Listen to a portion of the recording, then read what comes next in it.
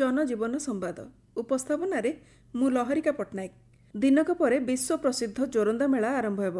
महिमा धर्मावलंबींकर शून्य आराधन रे परिवेश भक्तिपूत होई पड़िबो। संत कवि भीम भोईंक रचित भजन रूपरेख नाही हे शून्य देही अछ विजय होईर निनादरे भक्त आह्लादित हेबे।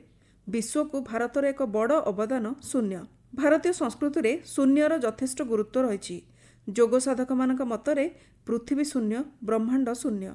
साधन शून्य को प्राप्ति करने सबुठारु बड़ तपस्या। शून्यता प्राप्ति ईश्वरंक सह संपर्कित। दिल्लीर लोटस टेम्पल हेउ कि ओडिशार राजाराणी मंदिर अथवा जोरंदा गादीपीठ ए समस्त शून्य आराधनार अनन्य स्थान। पुणी केउठी मंदिर शिलालेखरे शून्यर उपस्थिति एहाकु स्वतंत्र परिचय देइछि। आसंतु एपरि केतेक स्वल्पालोचित शून्य मंदिर संपर्क में जानिबा। संगीत सम्राट तानसेनक नगरी मध्य प्रदेश ग्वालियर ठारे देशर एक प्रमुख चर्चित स्थान रही। यह हेउछि सेठाकार शून्य मंदिर।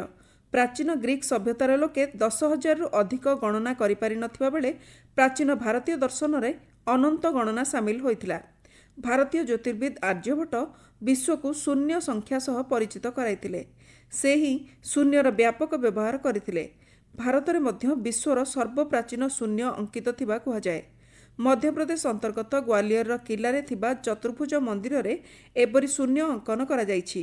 कारुकार्य बाद सेठारे अंकित शून्य एही मंदिर को विशेष परिचय प्रदान करिछि। मंदिर रे थिबा एक शिलालेखरे 50 और 270 संख्या लेखा जाइतिबा देखा जाए। भारतर प्रत्नतात्विक सर्वेक्षण संस्था 1903 मसीह एही शून्य सर्वप्राचीन बोली निज रिपोर्ट रे प्रमाणित करिथिबा बेले लंडन ऑक्सफोर्ड विश्वविद्यालय मध्य एही तथ्य को स्वीकार करिछि। अनेक गणितज्ञ एठाकु गवेषणा पई आसिथांती। लखनऊ सुल्तानपुर जातीय राजपथ रे थिबा अर्जुनगंज अंचल रे एक पोलो उपरे रहिछि मरी मातांक मंदिर। एठारे लागिथिबा असंख्य घंटी पर्यटक तथा श्रद्धालु को आकृष्ट करिथाए। तेबे मंदिर गर्भगृह रे कोनोसी प्रतिमा कि देवदेवींकर फोटोचित्र नाही। तथापि कोनोसी दिन श्रद्धालुंक संख्या कमिथिबा देखा जायनि। केवल मंदिर भितरे थिबा पिंडी उपरे एक छोट दीपटिए जळुथाए। लोककथा अनुसार बहु वर्ष तले एही स्थान रे जणे महिला सती हेबा परे एठारे मंदिर निर्माण करा जायथिला। एठारे मानसिक पूर्ण हेले लोके घंटी बांधि थांती। नवरात्रि समय रे एही शून्य मंदिर रे अभूतपूर्व परिवेश सृष्टि हुए। रामनवमी मध्य एठारे बेस आडंबर रे पालन करा जाए। देशर प्रथम शून्य मंदिर भावे परिचित वाराणसीर गुरुधाम मंदिर भेलुपुर निकटरे अवस्थित। एठारे साधक माने वर्ष वर्ष धरी साधना करि आछुछंती। एहा तंत्र विद्यार एक प्रमुख स्थान भावे परिचित। 3 महला विशिष्ट एही मंदिरर प्रत्येक द्वार एपरिक एहार आकृति मध्य अष्टकोणीय। स्थानीय बासिंदा तथा विशेषज्ञक मतरे प्रथम महला गुरु वशिष्ठ और अरुंधतींकर, द्वितीय महला राधाकृष्णंकर एवं तृतीय महला व्योम बा शून्य को समर्पित। कारण सेठारे किछि रखा जाई नाही। एही शून्य मंदिर चरम साधनार स्थान बोली कुहा जाए। एठारे थिबा 8टी प्रवेश द्वार मध्यरु 7टी सप्तपुरी, अयोध्या, मथुरा, हरिद्वार, काशी, कांची, उज्जैन एवं पुरीर प्रतीक होइथिबा बेले अष्टम द्वारटी गुरुंक द्वार।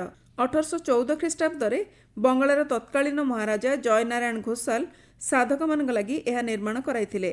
210 वर्ष तले 84 एकर जमीरे निर्मित होइतिबा एही पीठर निकटरे पुनरुद्धार करा जाइछि। आह्लाबादर अलोपीबाग ठारे थिबा मां अलोपशंकरी सिद्धपीठ मंदिर शून्य मंदिर भावे मध्य जणा जाए। पुराण वर्णना अनुसार देवी सतींक डाहाण हाथ पापुली एठारे एक कुंडरे खसी पड़िबा परे अंतर्ध्यान हो जाइथिला। एहा एक प्रमुख शक्तिपीठ भावे परिचित। तेबे एठारे कौनसी मूर्ति देखा जाए नाही। देवी अलोपशंकरींक नामरे नामित एही मंदिर प्रांगण रे एक चौतारा रहिथिबा बेले एठारे एक कुंड रहिछि। एहा उपरे एक दोली रखा जाइथिबा बेले नाली कपड़ारे एहाकु घोड़ा जाइथाए। मां सतींक पापुली सेठारे पड़ी अंतर्धान बा लोप पाई जाइथिबारु देवींक नाम अलोपशंकरी रखा जाइथिबा कुहा जाए। भक्त माने कुंडरू जल आनी दोली को पूजा करिथांती। एही कुंडर जल खूब चमत्कारी एवं पीठरे हातरे रक्षासूत्र बांधी मानसिक करिथिबा भक्तंक मनस्कामना पूर्ण हेबा सह हातरे एही रक्षासूत्र थिबा जाए देवी सुरक्षा दैथांती बोली विश्वास रहिछि।